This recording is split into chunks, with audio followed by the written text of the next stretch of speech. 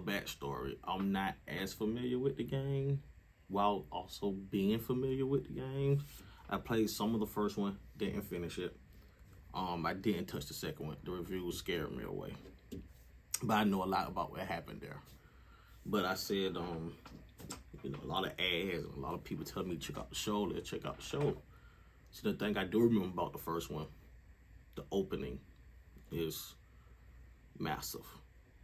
From Sarah and Joel, Sarah being Joel's daughter, when the outbreak first happened, trying to get to safety, not knowing what's happening, watching the city burn and the chaos that was happening, the military response leading to Sarah's death. So I was interested in how they was going to portray that in the first episode, the opening, and they did a wonderful job. It was Sarah got more screen time than she did in the game. She got more screen time, more development of her character, so we could know her a little more. But it didn't skip out on the elements of the opening of the first game. So in a game where Joel go put Ellie to sleep, you wake up as Ellie in the house. I said Ellie, Sarah. You wake up with her in the house without Joel gone. You don't know why. You search around the house with him for him. Things going a little crazy on the TV and everything. He comes into the house, and you could try to get to safety within Tommy's truck. The show gave you more of a it explains more like where Joel was at when she sleep, when she wakes up, why she can't find him. Tommy is in jail for fighting a guy at a bar, which I think was a guy that was affected and was in the midst of changing into a clique or something. But when she wakes up and she's looking for him, she goes over to the neighbor house, which I never get on these shows. The neighbor is an old lady who's acting funny. She's affected. She's sick. She's drooling, and Sarah's just walking up on her, just, hey, what's going on?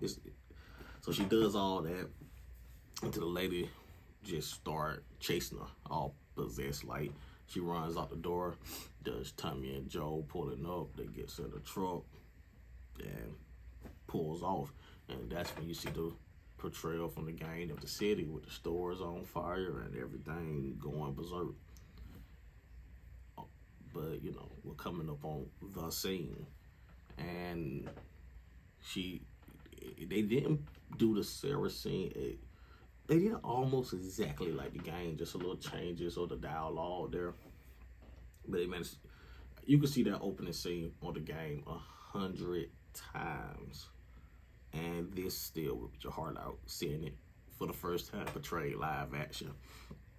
To see Sarah's death there, which we already know is a pillar to person Joel is for the remainder of the show and the game. So after that, we jump forward. We start seeing familiar faces from the game like Tess, and then we see Ellie at one point where she's been held by some people, giving them a false name. But at that point, it started really going more identical to the game a little more. Joel getting an assignment for Tess for a guy that was stealing from him. But the ending scene was something. It's when I was like, okay, I'm here. And this is why I'm gonna binge the rest of the season. I already know the first game was good. Like I said, even though I didn't finish, I already know how well received it was, definitely compared to the second one.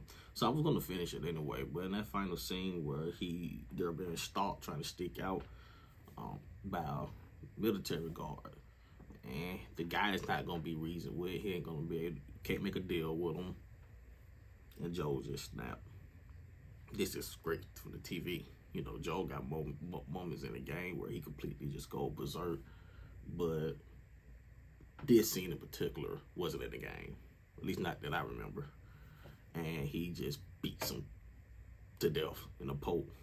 So once that scene happened, I was like, okay.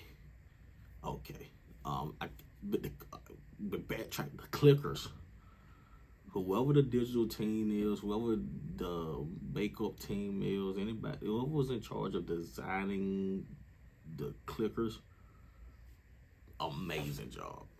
Amazing job. I don't know if that's to get the benefit of an HBO budget, but they was well designed. The music well played. First episode, normally the pilot episode is very long. That one was very long for me. It was just an hour and 20 minutes actually, but it just felt very long, and I didn't mind it. I didn't mind it.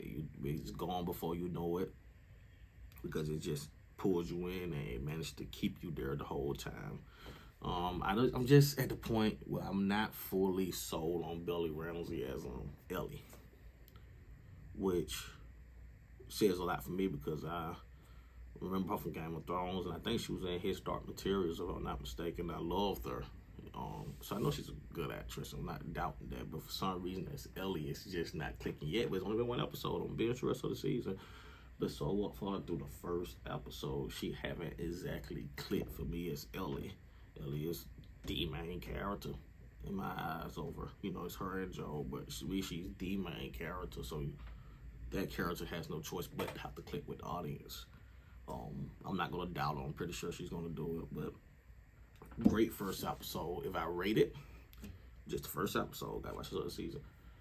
It's going 9.5 out of 10. Really good opening for first episode.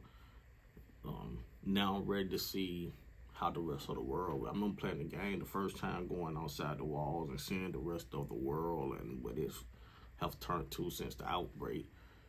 Just exploring that was amazing. So I'm ready to go to the next couple episodes and see them explore the world and see how they brought it to life on TV. But other than that, great first episode. Can't wait to watch the rest of the season. Make sure to like, comment, and subscribe. Please subscribe. Please give suggestions of things you would like to see covered on the channel. Like I said, we can go to live reactions. We can do more reviews. We can get a different backdrop. Whatever it is, you come across the channel.